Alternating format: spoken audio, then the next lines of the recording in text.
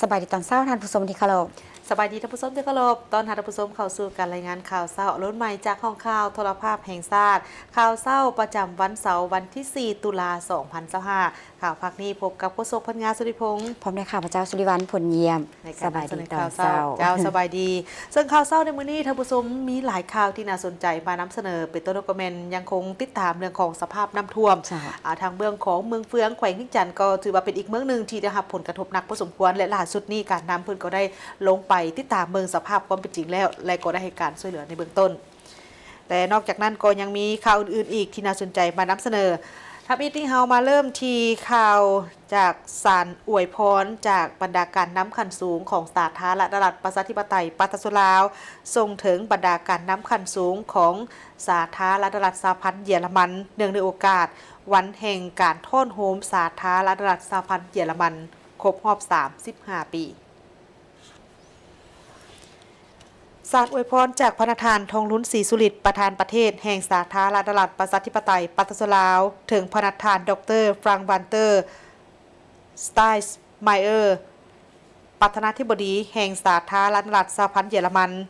ต่างหน้าให้แก่ปาตสลาวและในน้ำส่วนตัวข้าพเจ้าขอส่งคำสมเสยอนุบุญและพรไซอันประเสริฐมายังพระประธานและปาตสนเยอรมันเพื่อนมิตรทุกทั่วหน้าเนื่องในโอกาสวันแห่งการโท่นโฮมประเทศเยอรมันครบรอบ35 ปี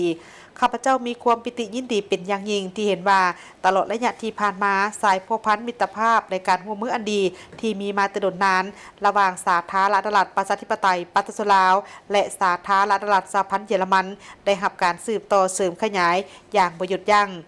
ข้าพเจ้าเชื่อมั่นว่า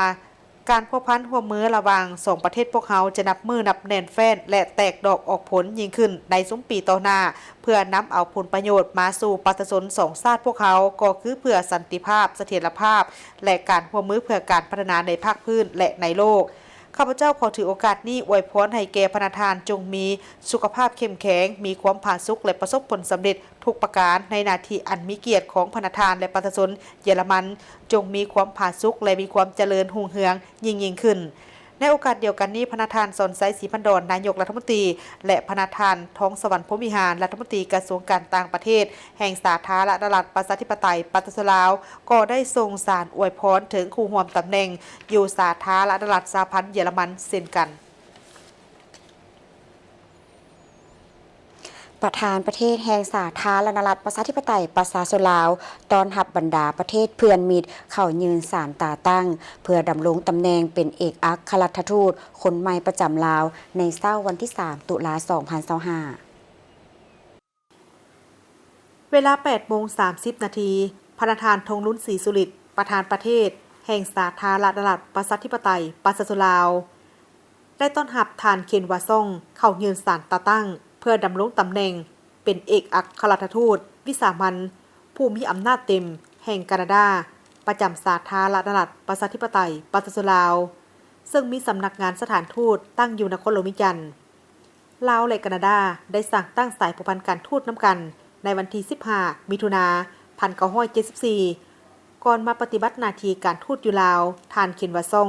ดำรงตำแหน่งเป็นอุปทูตแห่งแคนาดาประจำสาธารณรัฐประชาธิปไตยปาตสลาวต่อมาเวลา 9:15 นาทีพระประธานทองลุ้นศรีสุริตได้ต้อนรับทานรันอุริกสุดเบกเข้ายืนสารตาตั้งเพื่อดำรงตำแหน่งเป็นเอกอัครราชทูตวิสามัญผู้มีอำนาจเต็มแห่งสาธารณรัฐสหพันธ์เยอรมันประจำลาวซึ่งมีสถานทูตตั้งอยู่นครหลวงวิจันทร์ลาวและเยอรมันได้สั่งตั้งสายผูกพันการทูตน้ำกันในวันที่ 31 มังกร 1958 ก่อนมาปฏิบัติหน้าที่การทูตอยู่สาธารณรัฐประชาธิปไตยปาตสลาวท่านบรานอูริกสุดเบกก็ได้ดำรงตำแหน่งเป็นเอกอัครราชทูตห้องหัวหน้าสำนักงานสถานทูตเยอรมันประจำบางกอกประเทศไทยเวลา 10 โมงพระประธานทองลุ้นศรีสุริตประธานประเทศแห่งสาธารณรัฐประชาธิปไตยปาตสลาวได้ต้อนรับทานนางเบเน่ดิสเตอร์ดิซอฟเข้ายืนสารตาตั้งเพื่อดำรงตำแหน่งเป็นเอกอัครราชทูตแห่งสาธารณรัฐฝรั่งคนใหม่ประจำลาวซึ่งมีสำนักงานสถานทูตตั้งอยู่นครหลวงวิจันทร์ลาวและฝรั่งได้สั่งตั้งสายผูกพันการทูตน้ำกัน ในวันที่22ตุลา1958ก่อนมาปฏิบัติหน้าที่การทูตอยู่ลาวท่านนางเบเดดิสเตอร์ดิซอบได้เป็นเจ้าหน้าที่ระดับ2รับผิดชอบเรื่องงานการต่างประเทศและป้องกันประเทศให้แก่กองเลขารัฐบาลห้องหัวหน้ากรมบัญชีและการเงินและเวลาต่อมา 10:45 นาทีพระประธานทองลุ้นศรีสุริตประธานประเทศแห่งสาธารณรัฐประชาธิปไตยปาตสุลาวได้ต้อนรับท่านโจอาลเฟตัดเดกรามาลาเพื่อดำรงตำแหน่งเป็นเอกอัครราชทูตวิสามัญผู้มีอำนาจเต็มแห่งสาธารณรัฐประชาธิปไตยติมอร์เลสเตคนใหม่ประจำลาวซึ่งมีสำนักงานสถานทูตตั้งอยู่นครหลวงวิจันทร์ก่อนไปปฏิบัติหน้าที่การทูตท่านดำรงตำแหน่งเป็นผู้ชี้นำพิธีการกระทรวงการต่างประเทศลาวและติมอร์เลสเตได้สั่งตั้งสายผูกพันการทูตน้ำกัน29กรกฎาคม 2002ในโอกาสนี้ท่านทองลุ้นศรีสุริตได้แสดงความสมเสยต้อนรับและตีราคาสูงต่อบรรดาท่านทูตประเทศเพื่อนมิตรต่างๆที่ได้ถูกแต่งตั้งมาดำรงตำแหน่งเป็นเอกอัครราชทูตประจำอยู่สาธารณรัฐประชาธิปไตยปาตสุลาวในครั้งนี้พร้อมทั้งได้แจ้งสภาพการพัฒนาบรรดาพื้นฐานโครงลางของลาวให้แก่บรรดาท่านทูตได้รับทราบและหวังว่าตลอดระยะของการปฏิบัติหน้าที่การทูตอยู่ลาวท่านทูตจะประกอบส่วนเสริมสร้างสายผูกพันและการร่วมมือที่มีมาอยู่แล้วนั่นให้นับมือนับขยายตัวขึ้นไปเรื่อยๆและพร้อมแล้วที่จะอำนวยความสะดวกให้แก่บรรดาท่านในการปฏิบัติหน้าที่การทูตอยู่ลาวประสบผลสำเร็จในครั้งนี้เพื่อเพิ่มพูนคูณสร้างสายผูกพันและการร่วมมือที่มีอยู่แล้วให้นับมือนับแน่นแฟ้นยิ่งขึ้นพร้อมทั้งอวยพรให้แก่ท่านทูตจงประสบผลสำเร็จในการปฏิบัติหน้าที่เวียกงานอยู่ลาวในครั้งนี้สมาคมมิตรภาพกัมพูเชียลาวได้เข้าเยี่ยมพบปะกับท่านรัฐมนตรีกระทรวงป้องกันประเทศในโอกาสที่เดินทางมาเยี่ยมยามและเฮ็ดเวียกอยู่สาธารณรัฐประชาธิปไตยปาตสุลาวอย่างเป็นทางการในระหว่างวันที่1ถึงวันที่5ตุลานี้ภายหลังที่สำเร็จกองประชุมพบปะระหว่างสมาคมมิตรภาพลาวกัมพูเชียและกัมพูเชียลาวแล้วพลเอกเนียงพัฒน์ประธานสมาคมมิตรภาพกัมพูเชียลาวก็ได้เข้าเยี่ยมพบปะกับพลโทคำเลียงอุทกไกรสอนรัฐมนตรีกระทรวงป้องกันประเทศในโอกาสดังกล่าวนี้พลโทคำเลียงอุทกไกรสอนก็ได้แสดงความยินดีต้อนรับและตีราคาสูงต่อกับการเยี่ยมยามของคณะผู้แทนถือเป็นการประกอบส่วนในการเสริมขยายและเพิ่มพูนคุ้นสร้างสายผูกพันมิตรภาพอันเป็นมูลเสื้อและการร่วมมือรอบด้านมั่นคงยาวนานลาวกัมพูเชียพร้อมกันนั้นก็ยังได้แสดงความสมเสยต่อกับการเคลื่อนไหวของทางสมาคมมิตรภาพกัมพูเชียลาวที่ได้สมทบกับคู่ร่วมมือของลาวเคลื่อนไหวร่วมกันในการสุขยู่ส่งเสริม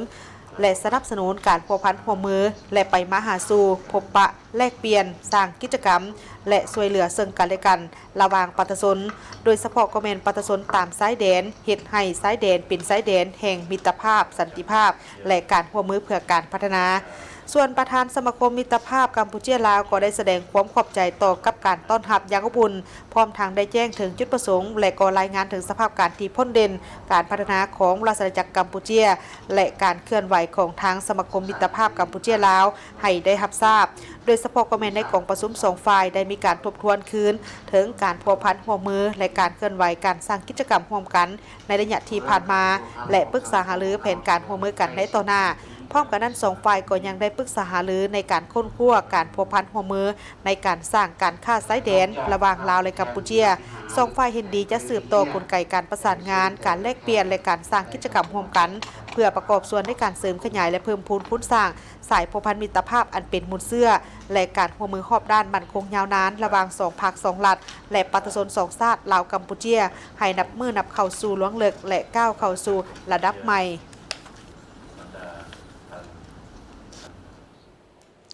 ในวันที่3ตุลาคม2025กระทรวงยุติธรรมได้จัดกองประชุมเผยแพร่เสื่อมซึมผลสำเร็จกองประชุมใหญ่ครั้งที่6องค์คณะภาคกระทรวงยุติธรรมฐานของสหายภัยวีศรีบริภากรรมการศูนย์กลางภาคเลขาคณะบริหารงานภาคกระทรวงรัฐมนตรีกระทรวงยุติธรรมมีบรรดาสหายคณะประจำคณะนำกระทรวงบรรดาสหายกรรมการคณะบริหารงานภาคกระทรวงคณะภาคหักฐานคณะหน่วยภาคหักฐานและบรรดาสหายสมาชิกภาคหลักแรงเข้าร่วม ก่อนประชุมครั้งนี้ผู้เข้าร่วมได้รับฟังบทรายงานการเมืองฉบับปรับปรุงของคณะบริหารงานพรรคกระทรวงยุติธรรมสมัยที่ 5 ต่อกองประชุมใหญ่ผู้แทนครั้งที่ 6 ขององค์คณะพรรคกระทรวงยุติธรรมแผนพัฒนาเวียกงานกฎหมายและยุติธรรม 5 ปีครั้งที่ 5 แต่ปี 2026 หา 2030 บทรายงานการนำพารวมของคณะบริหารงานภาคกระทรวงยุติธรรมสมัยที่ 5 ต่อกองประชุมใหญ่ผู้แทนครั้งที่ 6 และคำเห็นโอล้มของสหายนางสีใสหรือเดชมูลสอนกรรมการกรมการเมืองส่วนกลางพรรคคณะเลขาธิการศูนย์กลางพรรคหัวหน้าคณะจัดตั้งศูนย์กลางพรรคต่อกองประชุมใหญ่ผู้แทนครั้งที่ 6 ขององค์คณะพรรคกระทรวงยุติธรรมอันที่เป็นพื้นฐานก็แม่นแขนงการยุติธรรมได้เป็นเจ้าการมีความรับผิดชอบที่ตั้งหน้าในการหันแนวทางเปลี่ยนแปลงใหม่ของพรรคแผนยุทธศาสตร์ของรัฐโดยเฉพาะแม่นแผนยุทธศาสตร์เกี่ยวกับการสร้างรัฐที่ปกครองด้วยกฎหมายมาสู่การปฏิบัติตัวจริงที่มีมากผลตัวจริงและได้สร้างการหันเปลี่ยนหลายด้านอยู่ในสังคมซึ่งเห็นได้ด้านพ้นเด่นแม่นการได้ยกสูงประสิทธิภาพในการเฮ็ดภาระบทบาทเป็นเสนาธิการใหญ่แก่ศูนย์กลางพรรคและรัฐบาลในเวียกงานกฎหมายและยุติธรรมภายในได้มีการปรับปรุงกงจักการจัดตั้งตามทิศกระทัดรัดหากฐานได้มีการปรับปรุงก้าวไปสู่คุณภาพรับประกันการสร้างพรรคให้ปลอดใสเข้มแข็งและหนักแน่นยกสูงคุณภาพของการชี้นำพาเวียกงานวิสาเฉพาะรับประกันการสร้างและปรับปรุงกฎหมายก้าวไปสู่คุณภาพดีขึ้นเทื่อละก้าวสุ่มใส่การเฮ็ดหน้าที่เป็นใจกลางและเป็นเจ้าการโฆษณาสร้างสติเคารพกฎหมายอย่างกว้างขวางรับประกันการบริการกฎหมายและยุติธรรมให้มีความว่องไวโปร่งใสและยุติธรรมดีขึ้นเป็นก้าวๆอันพ้นเด่นอีกด้านหนึ่งกระทรวงยุติธรรมก็มีการพัวพันร่วมมือกับหลายประเทศเกี่ยวกับกฎหมายซึ่งเป็นการยกบทบาทของเวียกงานให้สากลได้รับรู้เข้าใจมีความเชื่อมั่นต่อระบบยุติธรรมของสาธารณรัฐประชาธิปไตยประชาชนลาวสูงขึ้นมาเบิ่งที่ข่าวพิธีเซ็นสัญญาว่าด้วยการศึกษาความเป็นไปได้ในการร่วมมือทางด้านเทคโนโลยีข้อมูลข่าวสารและการสื่อสารระหว่างของการกระทรวงเทคโนโลยีและการสื่อสารกับทางบริษัท Link Capital สิงคโปร์ซึ่งได้จัดขึ้นในเมื่อวันที่ 2 ตุลาที่ผ่านมาความลงน้ำโดยมีท่านพวงประเสริฐแก้วสุวรรณหัวหน้าโครงการกระทรวงเทคโนโลยีและการสื่อสารและท่านเดนิจง CEO ของทางบริษัท Link Capital สิงคโปร์โดยการเป็นเกียรติเข้าร่วมของท่านสันติสุขสิมมลวงศ์รองรัฐมนตรีกระทรวงเทคโนโลยีและการสื่อสารโดยมีบรรดารองรัฐมนตรีหัวหน้ากรมและพนักงานภายในของทั้งสองฝ่ายนี้เข้าร่วมท่านเวียงไซสุรจิตหักษาการรองหัวหน้าโครงการกระทรวงเทคโนโลยีและการสื่อสารได้มีคำเห็นในพิธีครั้งนี้ว่าการลงนามใน MOU ในครั้งนี้เป็นแสดงให้เห็นถึงความมุ่งมั่นของทางกระทรวงในการค้นคว้าและพัฒนา ICT รอบด้านเพื่อตอบสนองต่อกับการเปลี่ยนแปลงทางด้านเทคโนโลยีทั่วโลกที่ก้าวหน้าไปอย่างว่องไวและเพื่อเป็นและบ่เพียงแต่เป็นการสร้างขอบความร่วมมือระหว่างหน่วยงานเท่านั้นแต่ยังจะเป็นการเสริมขยายความรู้ความสามารถในการค้นคว้าและพัฒนาเทคโนโลยีช่วยสร้างบุคลากรที่มีความรู้ความสามารถและพร้อมที่จะมีบทบาทสำคัญในการยกสูงความสามารถในการแข่งขันของประเทศในระดับภาคพื้นและสากลซึ่งสอดคล้องกับทิศทางการพัฒนาเศรษฐกิจดิจิทัลแห่งชาติของสาธารณรัฐประชาธิปไตยประชาชนลาวที่สุ่มใส่การนำใช้เทคโนโลยีเข้าในการขับเคลื่อนเศรษฐกิจและสร้างผลประโยชน์สูงสุดให้แก่ประชาชนเป็นจุดเริ่มต้นที่นำไปสู่ผลสำเร็จที่เป็นรูปธรรมในการค้นคว้าพัฒนาเทคโนโลยีพัฒนาบุคลากรยกสูงความสามารถในการแข่งขันของประเทศในระดับภาคพื้นและสากลภายใต้การชี้นำพาของทางคณะพักคณะนำกระทรวงเทคโนโลยีและการสื่อสารจะเฮ็ดให้การร่วมมือในครั้งนี้ประสบผลสำเร็จตามระดับคาดหมายที่วางไว้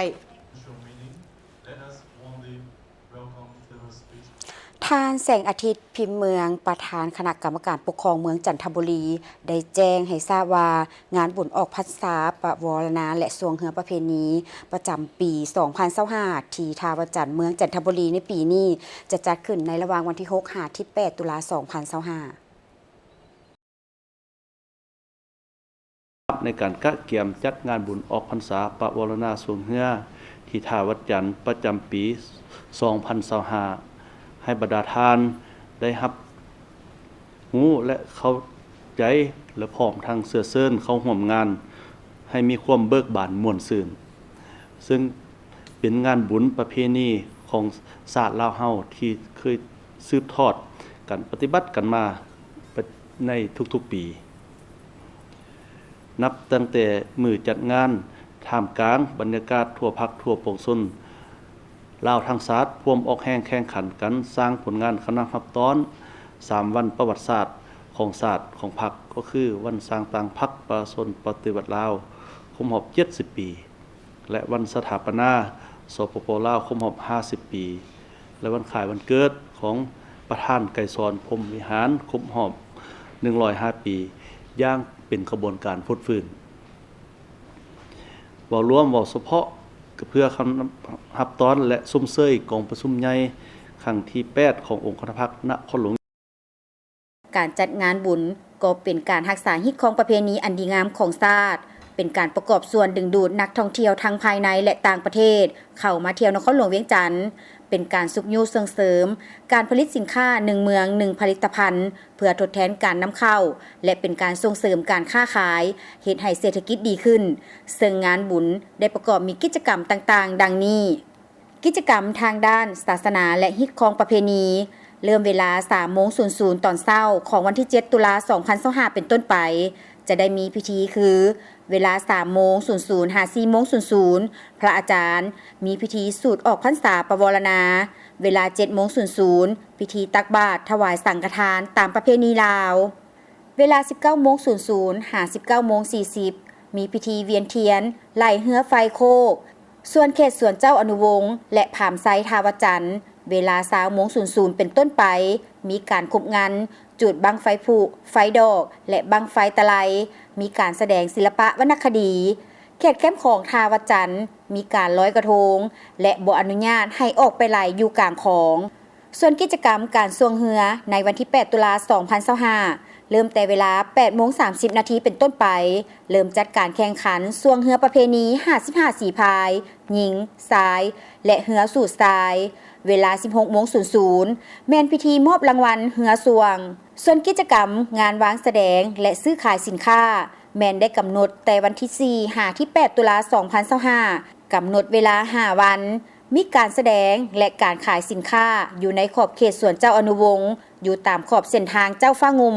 แต่วิทยาลัยเทคนิคปากประซักลงฮอด4แยกห้องหมอมโหสถกำหนดมีการซื้อขายข้าวหลามปิ้งไก่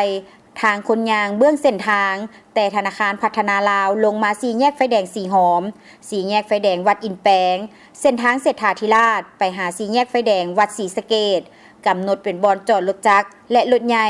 บางจุดที่สามารถนำไส้ได้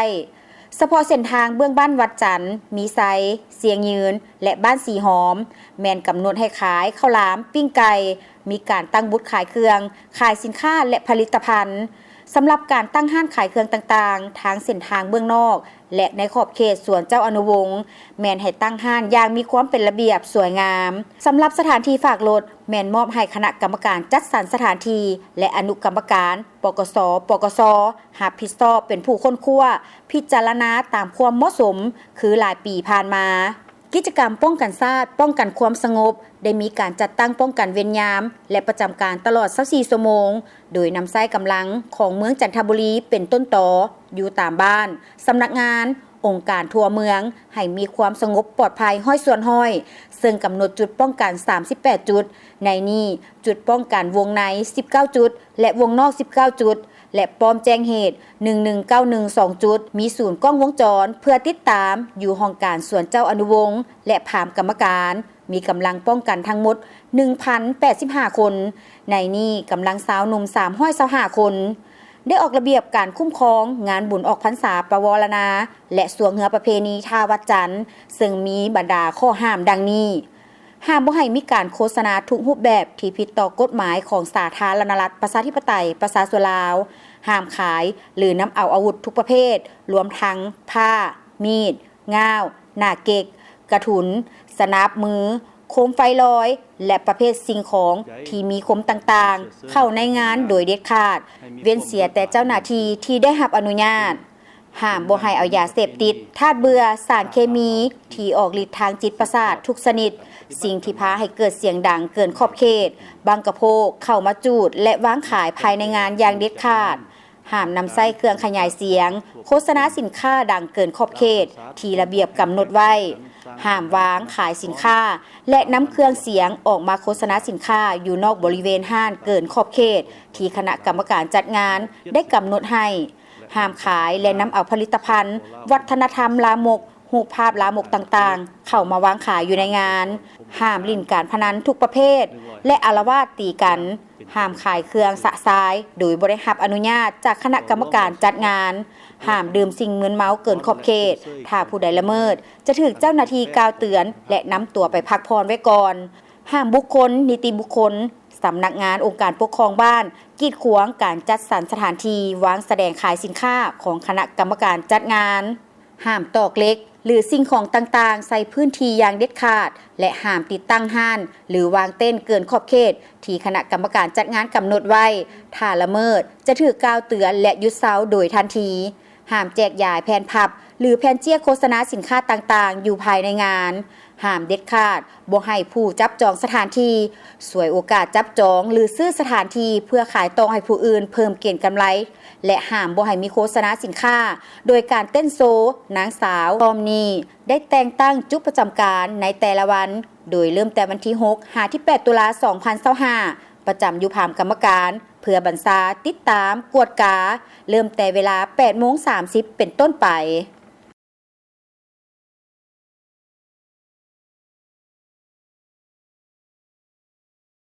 ท่านผู้ชมที่เคารพในระยะ5 ปีที่ผ่านมาองค์คณะผักองค์การปกครองแขวงทุกขั้นได้ถือสำคัญในการนำพาซี่น้ำด้วยการก่อสร้างหากฐานการเมืองพัฒนาชนบทหอบด้านแก้ไขความทุกข์ยากของประชาชนบรรดาเผ่าอยู่ทั้งแขวงอัตตปือสหายพลโทวันท้องกองมณีกรรมการศูนย์กลางพรรคเลขาพรรคแขวงเจ้าแขวงอัตตปือได้รายงานต่อกองประชุมใหญ่ผู้แทนองค์คณะพรรคแขวงครั้งที่12ในวันที่25 กันยายน 2025นี้ว่าตลอดระยะ5 ปีผ่านมาคณะพรรคองค์การปกครองแขวงทุกขั้นได้ถือสำคัญการนำพาซี่นำเวียกงานก่อสร้างหากฐานการเมืองพัฒนาชนบทรอบด้านแก้ไขความทุกข์ยากของประชาชนบรรดาเผ่าโดยหันเอาพนักงานลงก่อสร้างหากฐานการเมืองพัฒนาชนบทรอบด้านด้วยหลายรูปการตามขั้นในการสายตั้งสายขวงในการจะตั้งปฏิบัติเวียกงานตาม4เนื้อใน4คาดหมายอยู่หาเมืองเพื่อสุ่มใส่ปรับปรุงหากฐานการเมืองของระบอบประชาธิปไตยประชาชนให้นักแน่นเข้มแข็งซึ่งปรับปรุงระบบการเมืองอยู่หากฐานติดพันกับการก้าเกียมและดำเนินกองประชุมใหญ่3ขั้นเฮ็ดให้การจะตั้งพันขยายมติกองประชุมใหญ่แต่ละขั้นมีขบวนการที่ฟดฟื้นได้ตั้งหน้าจัดสรรเต้าโฮมบ้านสร้างบ้านใหญ่เป็นใจกลางการพัฒนาและกลายเป็นสีสันตัวเมืองน้อยในชนบทย้อนการนำผ้าซีน้ำท่ององค์คณะพรรคแขวงองค์คณะพรรคเมือง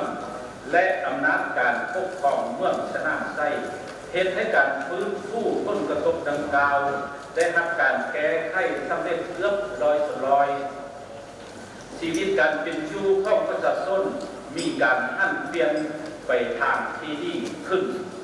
นอกนั้นยังได้ผันขยายเนื้อในและทิศซี่น้ำอดีตประธานพรรคประธานประเทศในการสร้างบ้านประชาชนที่อยู่ดีกินดีตามทิศสังคมนิยมมาแต่หากฐานอยู่เมืองสนามไซซึ่งได้มอบสิทธิ์อำนาจให้แก่เมืองหลายขึ้นและเสริมขยายสิทธิ์เป็นเจ้าให้แก่การจัดตั้งบ้านและประชาชนเป็นเจ้าการพัฒนา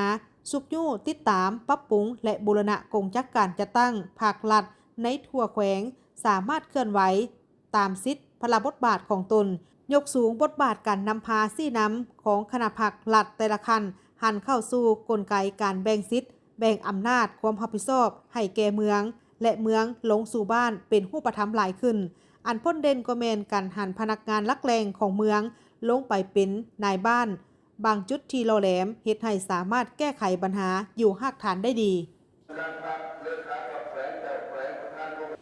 ท่านอ้อนจันทร์คำพาวงศ์ของเจ้าแขวงหลวงน้ำทาได้ต้อนรับการเข้าเยี่ยมคำนับของทานนางแซนนี่แคมเบลหัวหน้าห้องการธนาคารพัฒนาอาซี ADB ประจำสาธารณรัฐประชาธิปไตยประชาชนลาวในโอกาสเยี่ยมยามและเฮ็ดเวียกอยู่ที่แขวงหลวงน้ำทาในระหว่างวันที่1 ถึง 3 ตุลาคมนี้ ในโอกาสนี้ทานอ่อนจันทร์คำพาวงศ์ได้รายงานสภาพโดยรวมของแขวงหลวงน้ำทาให้ทานนางแซนนี่แคมเบลให้ฮู้ว่าสำหรับการให้ถึงจากธนาคารพัฒนาอาซีแก่แขวงหลวงน้ำทาในระยะผ่านมาและปัจจุบันประกอบมีแขนงโยธาธิการและขนส่งโครงการพัฒนาตัวเมืองตามแนวทางอนุภาคพื้นแม่น้ำของ2ตัวเมืองหลวงน้ำทารวมมี8โครงการ8สัญญามูลค่าทั้งหมด18 ล้านกว่าดอลลาร์สหรัฐแขนงการกสิกรรมและสิ่งแวดล้อมโครงการพัฒนาโครงรางชนบทภาคเหนือค้ำประกันเสบียงอาหารผลิตกสิกรรมเป็นสินค้าและเข้าถึงพื้นที่ผลิตแต่ปี 2011 หา 2016 รวมมี 9 โครงการและหับทุนช่วยเหลือมูลค่า 32 ตื้อกว่ากีบและในปี 2018 หาปี 2023 รวมมี 6 โครงการมูลค่า 7 ล้านกว่าดอลลาร์สหรัฐซึ่งจัดตั้งปฏิบัติอยู่ 3 เมือง คือเมืองหลวงน้ำทาเมืองสิงห์เมืองรองโครงการเลี้ยงสัตว์ผลิตเป็นสินค้าแต่ปี 2015 หาปี 2022 ได้รับทุนกู้ยืมมูลค่า5ตื้อกว่ากีบและ609 ล้านดอลลาร์สหรัฐจัดตั้งปฏิบัติอยู่ 3 เมืองคือเมืองสิงห์เมืองรองเมืองนาแลซึ่งโครงการพัฒนาโครงรางชนบทภาคเหนือทุนเพิ่มเป็นโครงการสืบต่อพัฒนาโครงรางชนบทภาคเหนือได้จัดตั้งปฏิบัติอยู่ 3 เมืองคือเมืองหลวงน้ำทาเมืองสิงห์และเมืองรองระยะปี 2017 หาปี 2024 มูลค่าอยู่ประมาณ 35 ล้านดอลลาร์สหรัฐและฟื้นฟูโครงรางพื้นฐานชลประทานมี 6 โครงการมูลค่า 6 ล้านกว่าดอลลาร์สหรัฐท่านผู้ชมในกระโลบจะนี้ไปนั้นจะพักก่อนหลังจากนั้นกลับมารับชมการรายงานข่าวระยะต่อไปยังมีข่าวเกี่ยวกับการนำคันศูนย์กลางและคันแขวงของทางแขวงเวียงจันทร์ได้ลงไปติดตามเบิ่งสภาพน้ำท่วมทางเมืองเฟืองพร้อมกับข่าวอื่นๆตลอดระยะ75 ปีแห่งการกำเนิดและเติบใหญ่ขยายตัวสื่อมวลชนและการพิมพ์จำหน่ายได้กลายเป็นกระบอกเสียงอันแหลมคมของพรรคก็คือภารกิจปกปักรักษาและสร้างสรรค์พัฒนาประเทศชาติประกอบส่วนอย่างห่าวหันในภารกิจต่อสู่ปลดปล่อยชาติส่งเสยวันสื่อมวลชนและพิมพ์จำหน่ายครบรอบ75 ปีอย่างสุดใจ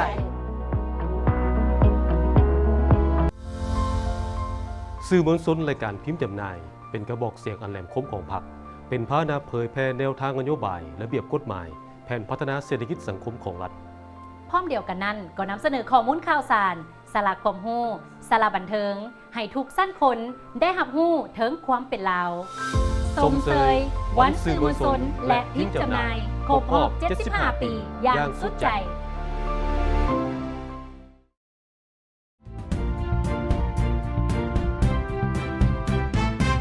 สื่อมวลชนเป็นผู้ปากออกแสงผู้แท้งถึงใจผู้สะดุ้งไว้เมื่อได้อ่านผู้กล้าผ่านอุปสรรคผู้ที่หักความจริงผู้ที่ยิงถึกเป้าสื่อมวลชนลาวก้าวไปพร้อมกับการพัฒนา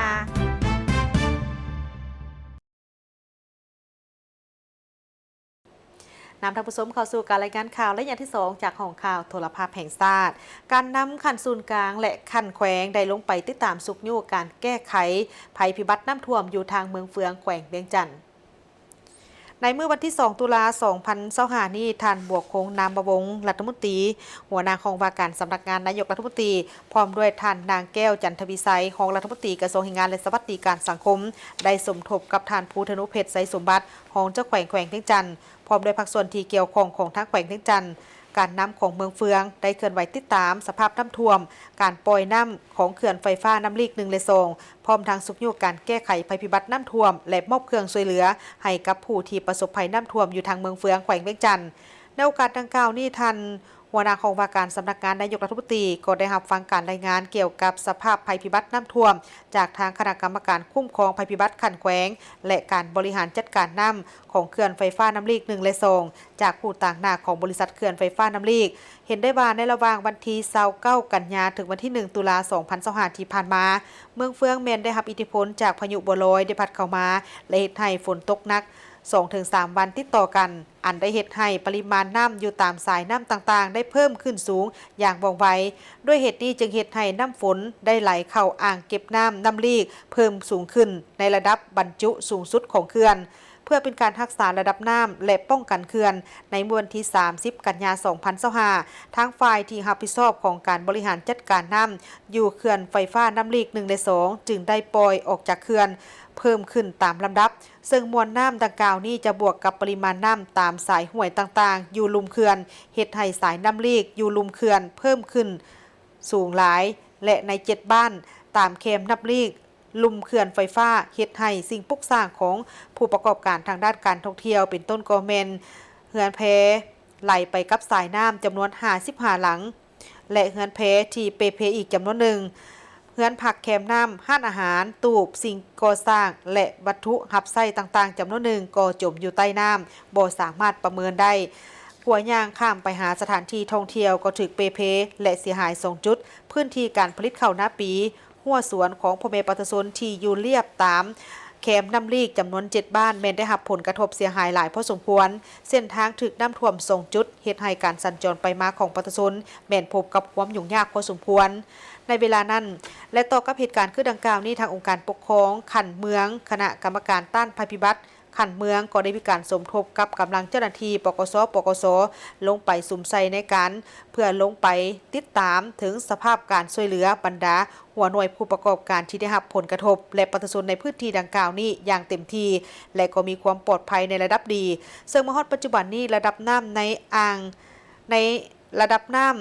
หน้าอ่างน้ำลีกและลุ่มเขื่อนท้ายเขื่อนแม่นกำลังลดลงอยู่ในสภาพปกติเนื่องจากว่าฝนนั้นได้หยุดตกแล้วและสำหรับผลเสียหายจากอุทกภัยในครั้งนี้ทางคณะรับผิดชอบแม่นยังบ่ทันสามารถประเมินถึงมูลค่าของความเสียหายได้เนื่องจากว่าเป็นเหตุการณ์ที่ด่วนและยังบ่สามารถเข้าถึงหรือว่าฮู้ถึงข้อมูลเสียหายตัวจริงจึงจะลงไปเก็บกำข้อมูลอย่างละเอียดและก็จะได้รายงานให้รับทราบตื่มอีกในโอกาสเดียวกันนี้ท่านหัวหน้าห้องว่าการสำนักงานนายกรัฐมนตรีก็ได้มีความเห็นซี่น้ำต่อกับภาคส่วนที่เกี่ยวข้องให้เอาใจใส่ในการแก้ไขปัญหาจำนวนหนึ่งเป็นต้นกอแมนการนำแขวงเพ่งจันทร์สืบต่อในการสมทบกับภาคส่วนที่เกี่ยวข้องฮีบฮ้อนแก้ไขปัญหาภัยพิบัติโดยเฉพาะกอแมนให้การแก้ไขให้การช่วยเหลือกรณีฉุกเฉินต่างๆให้ว่องไวและทันการสืบต่อในการช่วยเหลือประชาชนที่ถูกผลกระทบในครั้งนี้ให้ว่องไวและทั่วถึงฮีบฮ้อนฟื้นฟูผลกระทบเป็นต้นกอแมนโครงสร้างพื้นฐานให้นากิจการต่างๆให้กลับคืนสู่สภาพปกติโดยไวเส้นทางก็ต้องรับประกันบ่ให้ถูกตัดขาดให้ทางบริษัทเขื่อนไฟฟ้าน้ำลีก1และ2บริหารจัดการน้ำในเขื่อนให้ดีขึ้นเติมอีกเพื่อรับประกันทั้ง2ด้านคือบ่ให้เขื่อนแตกบ่ให้เกิดมีสภาพน้ำท่วมตอนลุ่มของเขื่อนเติมอีกในโอกาสดังกล่าวนี้ทางคณะกรรมการคุ้มครองภัยพิบัติขั้นศูนย์กลางก็ได้มอบเงินและเครื่องช่วยเหลือจากการแก้ไขภัยพิบัติในเบื้องต้นให้แก่ทางคณะกรรมการคุ้มครองภัยพิบัติแขวงเวียงจันทน์รวมมูลค่าทั้งหมดแม่น354ล้านกีบเจ้าแขวงบริคำไซพร้อมด้วยคณะการนำขันแขวงได้สมทบกับคณะกรรมการคุ้มครองภัยพิบัติขันเมืองปากกระดิ่งได้ลงติดตามสภาพน้ำท่วมอยู่ที่บ้านโพนเจริญเมืองปากกระดิ่งในตอนบ่ายของวันที่30กันยายน2025นี้ท่านสอนธนูธรรมวงศ์เจ้าแขวงเขวียงบริคำไซพร้อมด้วยคณะนำขั้นแขวงได้สมทบกับคณะกรรมการคุ้มครองภัยพิบัติคันเมืองปากกระดิ่งได้ลงเคลื่อนไหวติดตามสภาพน้ำท่วมอยู่บ้านโพนเจริญเมืองปากกระดิ่งที่ได้รับผลกระทบจากพายุบัวลอยในระหว่างวันที่29-30กันยายนนี้บวกใส่กับการเปิดประตูระบายน้ำออกจากเขื่อนไฟฟ้าน้ำเทิน1แบบฉุกเฉินเฮ็ดให้น้ำกระดิ่งได้ยิ่งขึ้นท่วมบ้านเฮือนของประชาชนถึงขั้นได้ยกย้ายที่อยู่อาศัยเนื้อที่ทำการผลิตและสัตว์เลี้ยงถูกน้ำท่วมตายและเสียหายหลายเส้นทางบางจุดบ่สามารถสัญจรไปมาได้ปัจจุบันได้มีไอ้น้องทหารพร้อมโดยภาคส่วนที่เกี่ยวข้องได้ลงประจำอยู่แต่ละจุดเพื่อเฝ้าระวังและให้การช่วยเหลือประชาชนในเวลาฉุกเฉินส่วนความเสียหายทั้งหมดแม่นยังบ่สามารถประเมินได้เทื่อซึ่งการลงเคลื่อนไหวในครั้งนี้เจ้าแขวงพร้อมด้วยคณะก็ได้แสดงถึงความเป็นห่วงเป็นใยและมอบเครื่องอุปโภคจำนวนหนึ่งให้ครอบครัวที่ได้รับผลกระทบจากภัยน้ำท่วมในครั้งนี้เป็นการให้กำลังใจแก่พ่อแม่ประชาชนพร้อมทางใดเน้นหนักให้คณะเฉพาะกิจจงหีบฮอนสรุปรายงานผลเสียหายในครั้งนี้พร้อมนี้ท่านยังได้มอบเงินสดจำนวนหนึ่งสุกยูให้กับคณะเฉพาะกิจขั้นบ้านให้มีความสะดวกในการปฏิบัติเวทงานอันเข่งฮอนนี้ให้ทันกับสภาพความเป็นจริง พ ร้อมเดียวกันนี้ทันรองเจ้าแขวงบริคำไซพร้อมด้วยคณะก็ได้ลงไปติดตามถึงสภาพน้ำท่วมของทางเมืองบริคันและเมืองปากสันเนื่องจากว่าได้รับผลกระทบจากพายุบัวลอยที่พัดเข้ามาในวันที่1ตุลา2025นี้ทานคำเวนปัญญานุวงศ์รองเจ้าแขวงบริคำไซพร้อมด้วยคณะได้ลงติดตามเบิ่งสภาพน้ำท่วมอยู่เมืองบริคันและเมืองปักสันเนื่องจากได้รับผลกระทบจากพายุบัวลอยในระยะ 4-5 วันผ่านมานี้ได้เฮ็ดให้เกิดมีฝนตกติดต่อกันหลายวันได้ส่งผลสะท้อนเฮ็ดให้ระดับน้ำอยู่เขื่อนไฟฟ้าน้ำเงียบหนึ่งเกินขอบเขตกำหนดไว้จึงปล่อยน้ำออกแบบฉุกเฉินเฮ็ดให้น้ำเงียบล้นตาฝั่งไหลเข้าท่วมบ้านเฮือนประชาชนเขตลุ่มเขื่อนที่ตั้งอยู่เรียบตามแคมแม่น้ำในค่ำคืนของวันที่30ตุลา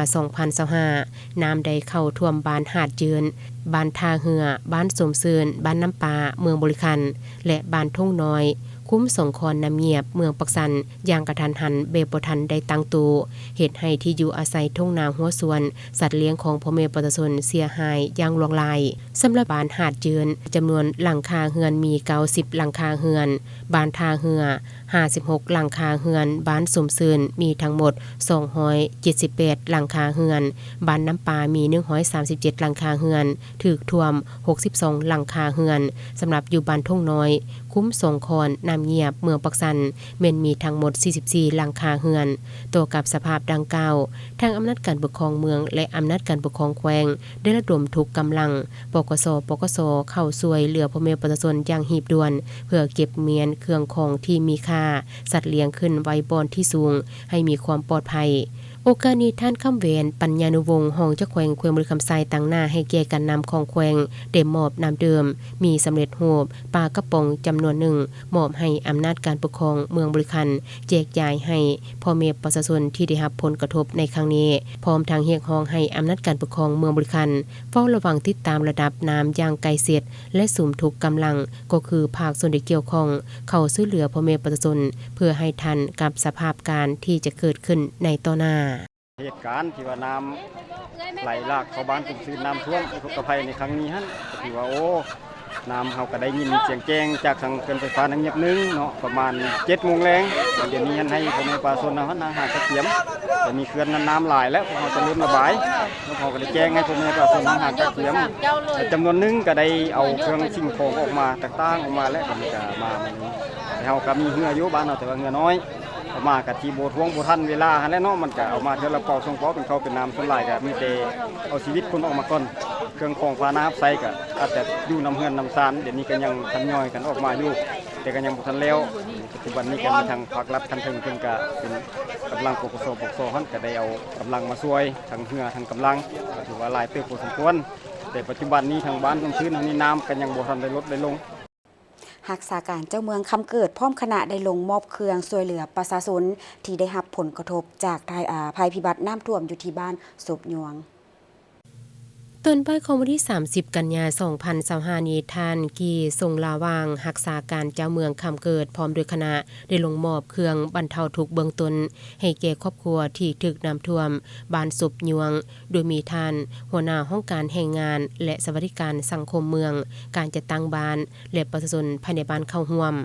เครื่องบรรเทาทุกข์ที่นำมามอบมีข้าวสารมีน้ำดื่มปองปลาโดยมอบให้จำนวน4ครอบครัวที่ถูกน้ำท่วมท่านสมหวังคูณใสในบ้านศพยวงยังได้ให้ฮู้ว่าบ้านศพยวงมี63หลังคาเรือนมีพลเมืองทั้งหมด301คนหญิง149คนเนื้อที่ทำการผลิตที่ถูกน้ำท่วมทั้งหมดมี19กว่าเฮกตาร์รวมเอาเนื้อที่ทำการผลิตของประชาชน53ครอบครัวในนั้นแม่นใดท่วมส่วนยางส่วนมันต้นนาให้ส่วนอ้อยและผักส่วนครัวข่าวยังให้ฮู้ตื้มอีกว่าผลกระทบจากพายุบัวลอยในระหว่างวันที่28-30กันยายน2025นี้ทั่วเมืองได้รับผลกระทบทั้งหมด17บ้านในนั้นน้ำได้ท่วมเนื้อที่นาจำนวน284เฮกตาร์ให้60เฮกตาร์ส่วน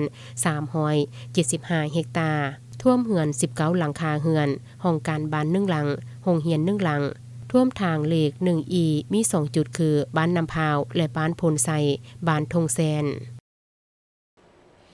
สาวหนุ่มตะลุมบอนกองบัญชาการปกสของทางแขวงบริคำไซได้ลงไปช่วยเหลือบรรดาพ่อแม่ประชาชนที่ได้รับผลกระทบจากสภาพน้ำท่วมอยู่ที่บ้านน้ำปาและบ้านสมซืนของเมืองบริคันแขวงบริคำไซ